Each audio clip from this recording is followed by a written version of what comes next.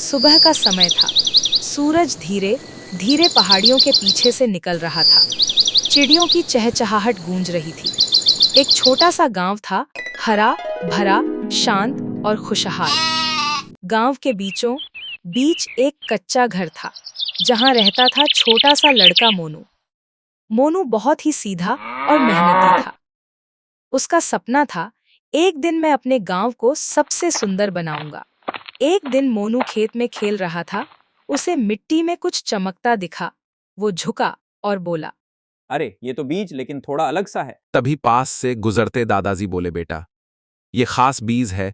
जो इसे प्यार और मेहनत से उगाता है, उसे जिंदगी कुछ खास सिखा देता है। मोनू ने मुस्कुराकर बीज जेब में रख लिया। मेहनत और इंतजार। अगले दिन मोनू ने खेत के कोने में एक गड्ढा खोदा, बीज बोया, पानी डाला और रोज उसे देखने आने लगा। लेकिन कई दिन बीत गए, कुछ भी नहीं उगा। गांव के बच्चे हंसने लगे। अरे मोनू, ये बीज कभी नहीं उगेगा। मोनू उदास तो हुआ पर बोला, अगर मैं मेहनत करूंगा तो कुछ ना कुछ जरूर होगा। एक सुबह बारिश हुई। मोनू जैसे ही खेत पहुंचा, उसकी आंखें चमक उठीं। मिट्टी से एक नन्हा सा पौधा बाहर निकला था। मोनू खुशी से चिल्लाया, माँ देखो, मेरा पौधा उगाया। दिन बीतते गए, पौधा धीरे धीरे बड़ा होने लगा। खुशी का फल, कुछ महीनों बाद वही पौधा एक बड़ा पेड़ बन गया। उस पेड़ पर मीठे फल लगे थे, छाया भी खूब थी। एक समय की बात है। एक छोटे से गांव के किनारे घना जंगल था। गांव के लोग उस जंगल में जाते तो थे, लेकिन सबसे भीतर का हिस्सा सबको डराता था। लोग कहते थे कि वहाँ एक रहस्यमयी पेड़ है, जिसके नीचे अजीब अजीब आवाजें आती है। गांव में अर्जुन नाम का एक 14 साल का लड़का रहता था। वह बहुत जिज्ञासु था और हर नई चीज को देखने का मन करता था। एक दिन अर्जुन अपने दोस्तों के साथ जंगल में लकड़ी लेने गया। खेलते खेलते वह दोस्तों से दूर चला गया। चलते चलते वह एक पुराने बड़े पेड़ के सामने पहुंचा। उसकी जड़ें जमीन से बाहर निकली। कोलो आया है यहाँ। अर्जुन चौंक गया। उसने इधर-उधर देखा, लेकिन कोई दिखाई नहीं दिया।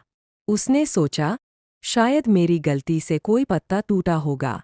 वह आगे बढ़ने ही वाला था कि आवाज फिर आई, इस बार ज्यादा पास से। रुको, यहाँ आओ। अर्जुन का दिल जोर से धड़कने लगा।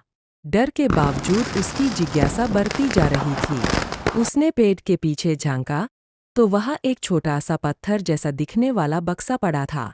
बक्से पर अजीब से निशान बने थे।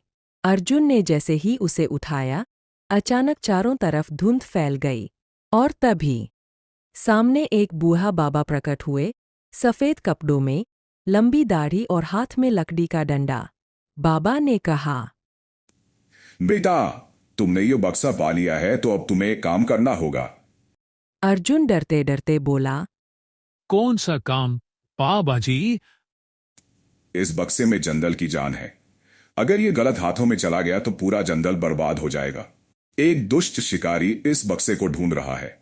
तुम्हें इसे सूरज ढलने से पहले पहाड़ की चोटी पर ले जाकर रखना होगा, वरना सब खत्म हो जाएगा।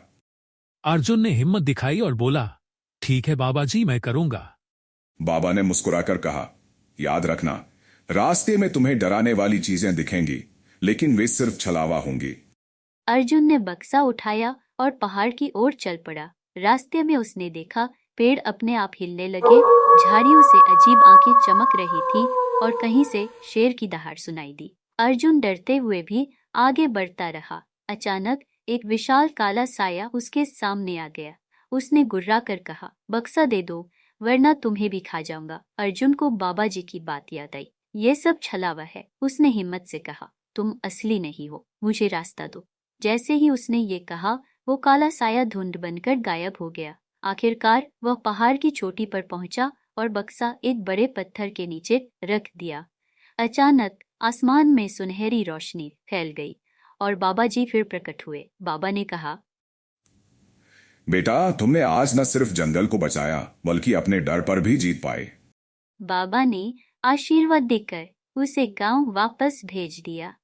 गांव लौटते समय अर्जुन के चेहरे पर डर नहीं बल्कि आत्मविश्वास की चमक थी। उस दिन के बाद गांव के लोग अर्जुन को जंगल का वीर कहने लगे।